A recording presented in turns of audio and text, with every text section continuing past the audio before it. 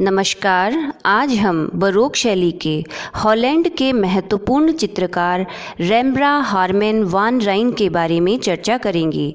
France हाल्स जहां Holland के दास्ता मुक्ति के संघर्ष के मध्य जन्मा था, वहीं रेम्ब्रांड शांति काल में कार्य करने वाला चित्रकार था।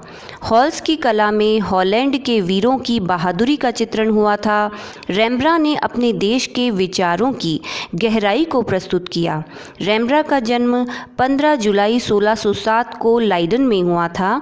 उसके पिता एक समृद्ध उद्योगपति थे।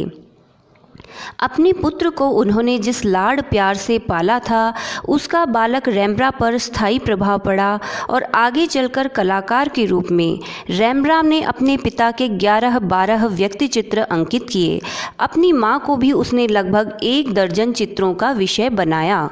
14 वर्ष की आयु में रेम्ब्रांड लाइडन विश्वविद्यालय में प्रविष्ट हुआ, किंतु 1 वर्ष उपरांत ही वहां से लौटकर उसने कला की शिक्षा के हेतु एम्स्टर्डम के एक कलाकार पीटर लास्टमैन का शिष्यत्व स्वीकार किया। वहां उसने शास्त्रीय पद्धति से ही रेखांकन का अभ्यास किया। 6 महीने पश्चात ही वह लाइडन लौट आया और अपने ढंग से चित्र बनाने लगा। 1627 में अंकित जेल में सेंट पॉल उसकी इस समय की शैली का अच्छा उदाहरण है। उसने प्रायः अच्छे और बुरे सभी प्रकार के विषयों का चित्रण किया। दर्पण में अपनी मुखाकृति देखकर उसने निरंतर अपनी शैली को सुधारा। अपने संपूर्ण जीवन में उसने कोई 62 आत्मचित्र अंकित किए हैं। इनके द्वारा उसके विकास की क्रमिक झांकी बड़े स्पष्ट रूप में मिल जाती है। किसी भी अन्य कलाकार ने इतनी अधिक संख्या में आत्मचित्र नहीं बनाए। इनमें से एक चित्र 23 वर्ष की आयु का है। सुंदर मुखाकृति, चेहरे पर बालों की लटें झूलती हुई, अपनी योग्यता के दर्प और सतर्कता का भाव लिए हुए आँखें, ये ही इस चित्र की विशेषताएं हैं। वास्तव में इस समय तक वह कला के क्षेत्र में स्थिर हो चुका था। उसका एक चित्र $500 में बिक गया था। इसके पश्चात उसने जितने भी आत्मचित्र अंकित किए, सब में कुछ न कुछ नवीन पद्धति से संयोजन किया। उसकी मुखाकृति का भाव भी बदलता रहा। सुंदर मुखाकृति के स्थान पर अनुभव से गंभीर आंखें अधिकाधिक महत्वपूर्ण होती गई और चित्रों में प्रकाश का क्षेत्र भी कम होता गया। आत्मचित्रों तथा माता पिता के अतिरिक्त रेम्ब्रांड ने बाइबल के कथानकों को भी रूपायित किया है। इस समय उसके पास एम्स्टर्डम से अनेक लोग बुलाने आए। विवश होकर 1631 में वह वहीं चला गया और जीवन भर वहीं रहा। वहां उसने एक प्रिंट निर्माता के हेतु अमलांकन किया और उसकी चचेरी बहन सास्किया का व्यक्ति चित्र भी बनाया। सास्किया के माता पिता मर चुके थे। 1632 में प्रसिद्ध शल्यक डॉक्टर तुल्प ने रेम्ब्रांड को अपने शरीर शास्त्र के एक पाठ का चित्रण करने के हेतु आमंत्रित किया। रेम्ब्रांड ने शल्यक संघ के विशाल कक्ष में प्रोफेसर तुल्प अपने 7 विद्यार्थी मित्रों के सामने शरीर शास्त्र का एक पाठ पढ़ाते हुए चित्रित किए हैं। कलाकार ने प्रकाश में चमकती हुई विभिन्न मुखाकृतियों की भावपूर्ण मुद्राओं को बड़ी बुद्धिमत्ता से चित्रित किया है।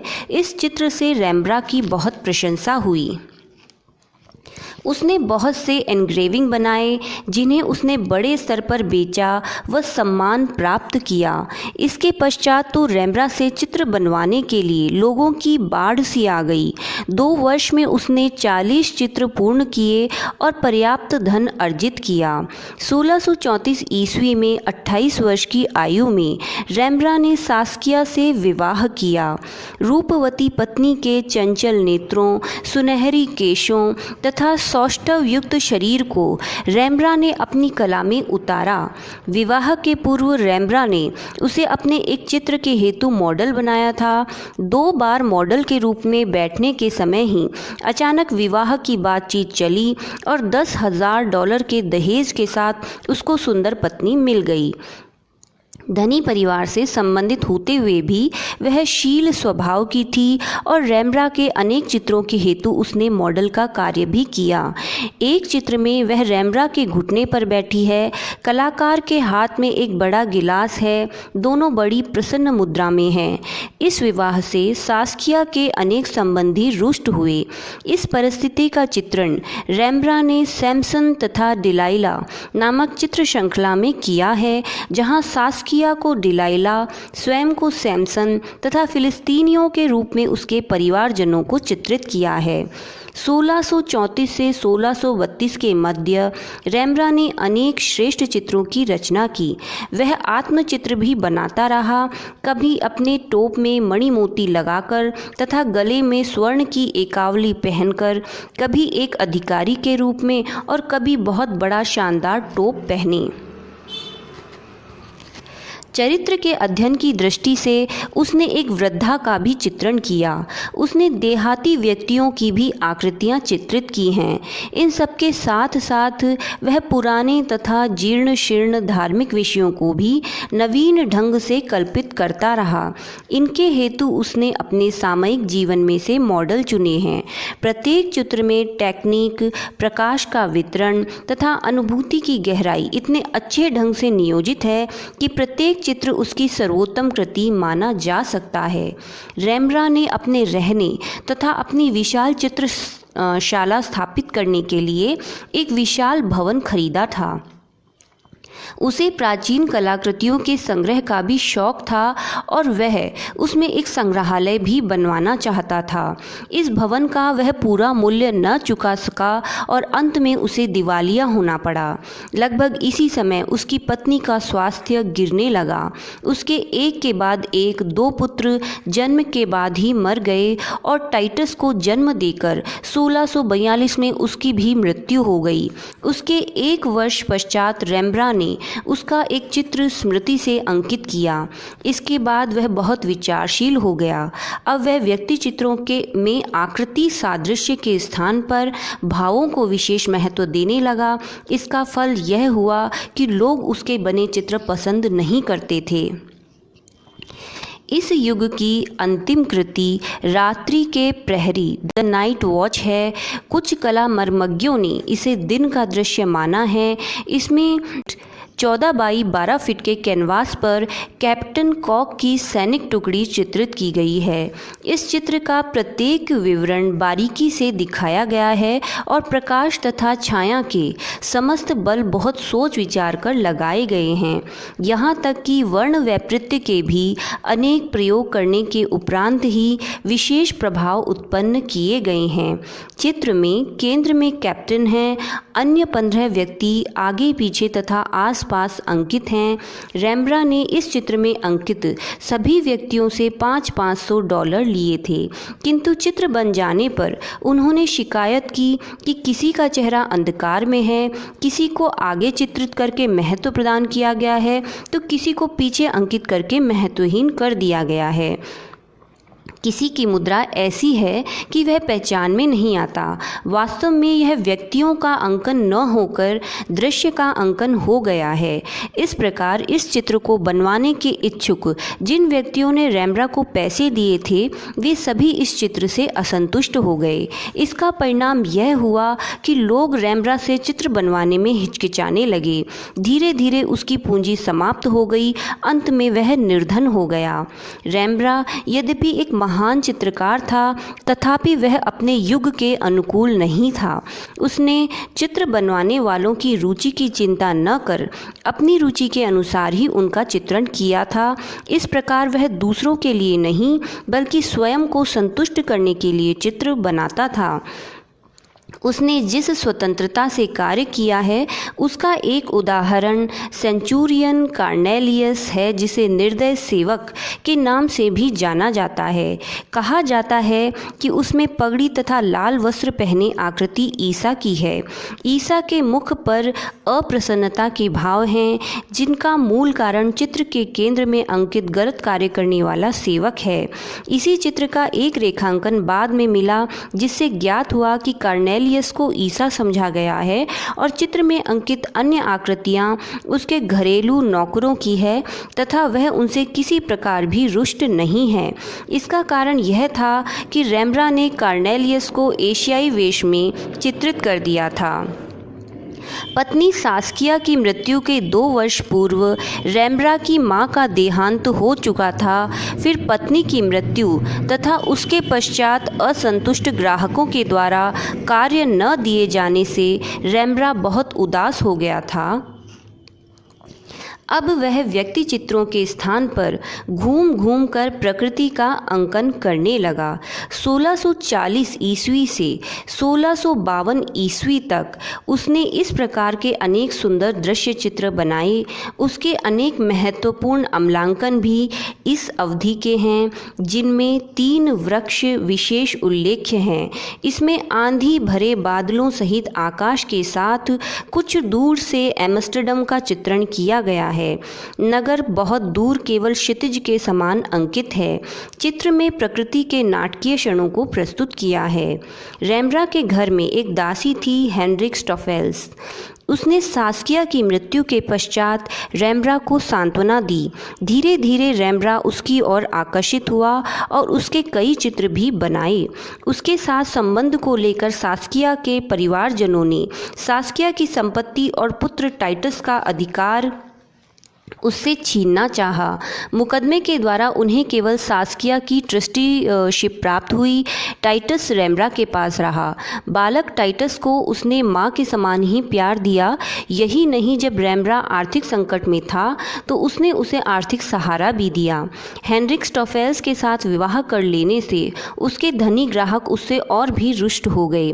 जब टाइटस कुछ बड़ा हो गया तो 1657 ईस्वी में रेम्ब्रा ने उसका एक चित्र अंकित किया। इसमें उसकी शैली की परिपक्वता दिखाई देती है। 1656 में उस पर ऋण बहुत बढ़ गया और उसकी कलाकृतियां नीलाम की गई। फिर भी वह संपूर्ण ऋण से मुक्त नहीं हो सका।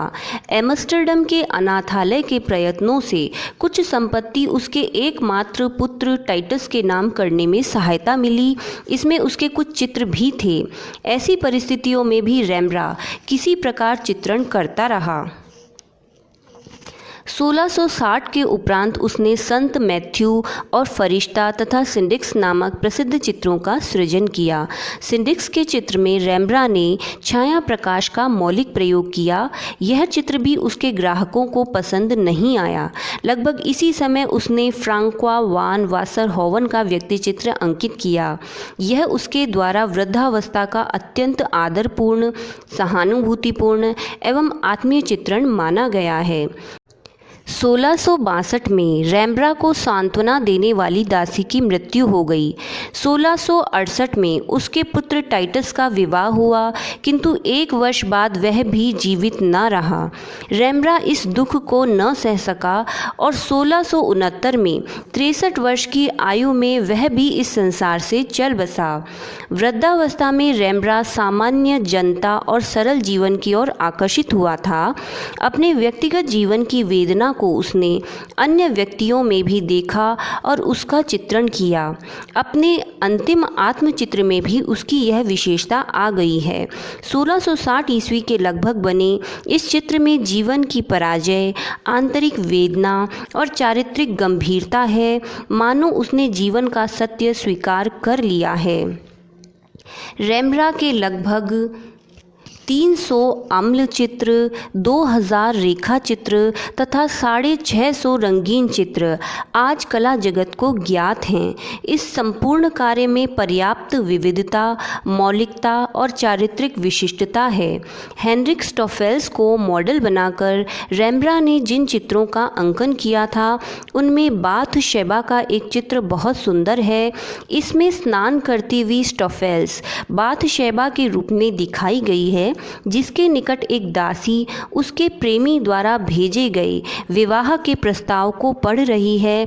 बाथ शेबा के मुख पर प्रेम के अलौकिक अनुभव के भाव दर्शनीय हैं। एक चित्र जिसमें वह केशों के रंग से मिलता जुलता लाल वस्त्र पहने हैं अति प्रसिद्ध है। इसने अपने प्रायः सभी चित्रों की पृष्ठभूमि के रूप में प्रकृति का सुंदर चित्रण किया है। रेम्ब्रा की मृत्यु के समय कोई भारी शोक नहीं मनाया गया। बहुत कम लोग इस घटना को जान पाए। इसका प्रमुख कारण यही था कि लोग उसकी शैली को पसंद नहीं करते थे। उसके विषयों को भी वे अनुचित समझते थे। रिस्किन ने कहा था कि अच्छे चित्रकार उत्तम वस्तुओं को सूर्य के प्रकाश में चित्रित करते हैं, किंतु रेम्ब्रा ने अनुचित वस्तुओं को धुंधले प्रकाश में अंकित किया है। यह विचारधारा बहुत दिनों नहीं चल सकी। डेलाक्रा नामक चित्रकार ने अपना मत व्यक्त करते हुए कहा कि शायद एक दिन हम रेम्ब्रा को रफेल से भी बड़ा कलाकार मानेंगे। उसने साधारण जीवन की सामान्य दुर्बलता को चित्रित किया है। यह कोई बुराई नहीं बल्कि जनतांत्रिक पद्धति है। वास्तव में आज रेम्ब्रा का सम्मान बहुत अधिक हो गया है। रूबेंस से रेम्ब्रा की कला में महान अंतर आ गया है। रूबेंस ने जहाँ उत्फुल्लतादायक प्रकाश का अंकन किया है, वहाँ रेम्ब्रा ने गंभीर छाया का महत्व समझा है। रूबेंस ने मांसल इंद्रियता का सौंदर्य अंकित किया है, तो रेम्ब्रा ने हृदय की वेदना को समझा है। रेम्ब्रा ने प्रकाश के माध्यम से विस्तार का प्रभाव उत्पन्न किया। तिंतोरेंतो ने मोमबत्ती के प्रकाश से किंचित भयावहता उत्पन्न की, जबकि ग्रुनवाल्ड तथा ऑल्टडॉर्फर ने प्रभामंडलों, विद्युत की चमक तथा चकाचौंध करने वाले अलंकरणों में विशेष रुचि प्रदर्शित की। इन सभी आचार्यों ने भयावह जीवों की भी कल्पना की है। इनसे चित्र के विस्तार में और गहराई आ गई है तथा मनुष्यों, पशुओं, पौधों तथा वस्तुओं के मध्य एक संबंध बना है। रेम्ब्रा के रेखा चित्र भी बड़े महत्वपूर्ण हैं। उसके चित्रों में जहाँ विविध पक्ष और प्रयोग हैं, वहाँ रेखा चित्रों में संयम और संक्षिप्तता है। चित्रों में छाया, प्रकाश, रंग का अपना ढांचा, समय और विस्तार, रंगों की लयात्मकता, मनोवैज्ञानिक और आध्यात्मिक अभिव्यक्ति सभी के संबंध में प्रयोग किए हैं। धार्मिक चित्रों में पहले ईसा के आगे भक्तों की भीड़भाड़ है, पर बाद के चित्रों में केवल पृष्ठभूमि के अंधकार में अकेले ईसा की आकृति चमक रही है। चित्र को देखने वाले ही भक्त हैं, जिनका सीधा संबंध चित्र की आकृति से हो जाता है। आत्मचित्रों में पहले होठों की चमक, शान शौकत, पूर्ण वेश और दर्पयुक्त भाव का प्राधान्य है। बाद के चित्रों में गंभीरता और आंखों में गहरे अनुभव की व्यंजना है। व्यक्ति चित्रों में उसने लोगों के अभिमान और शक्ति का चित्रण नहीं किया है। नारी के अंकन में शारीरिक मांसल सौंदर्य के स्थान पर आत्मा की व्यंजना को प्रमुखता दी गई है। तकनीकी दृष्टि से आरंभिक चित्रों में पतले रंग लगाए गए हैं, बाद के चित्रों में गाढ़े। इनसे शैली में विशेष दृढ़ता आई है। रेखा चित्रों में सहजता और सद्यता का प्रभाव है। इनमें पेन, तुलिका तथा कोयला सभी का उपयोग किया गया है। थोड़े से ही प्रयत्न में शरीर के मुख्य भागों की स्थिति, मुद्रा, क्रिया तथा प्रकाशीय प्रभाव सबका आभास दे दिया गया है। रुग्ण प्रथम पुत्र रेम्ब्रेंड्ट्स को लेकर सीढ़ियां उतरती सास्किया के रेखांकन में भार लेकर नीचे उतरने की गति का बड़ा ही लयात्मक अनुभूतिपूर्ण चित्रण हुआ है। चिड़िया को खाता सिंह, सोता हुआ प्रहरी कुत्ता, लेटी हुई लड़की आदि अनेक रेखा चित्र उसकी उत्तम शैली के उदाहरण हैं। Christ in the star on the sea of the Galilee, the Polish Rider इसके अन्य प्रमुख चित्र हैं। रेम्ब्रा द्वारा होनी ब्रासो का एक अद्भुत प्रयोग किया गया, जिसे रेम्ब्रा प्रकाश भी कहते हैं। इसमें चेहरे का आधा भाग, आँखों का ऊपरी भाग व होठों का आधा भाग छाया में आ जाने के कारण चित्रित चेहरा व्यक्ति की रहस्यात्मक भावना को उभार कर एक तरह से आकर्षण उत्पन्न करता है। छाया प्रकाश की यह तकनीक आज भी व्यक्ति चित्रण या फोटोग्राफी में लोकप्रिय है। बरोक शैली से संबंधित हमारा यह टॉपिक यहीं पर कंप्लीट होता है। आगे भी मैं समय समय पर इस प्रकार की जानकारी आपको उपलब्ध करवाती रहूँगी। सो प्लीज़ इस यूट्यूब चैनल को ज़रूर से सब्सक्राइब करें। Thank you.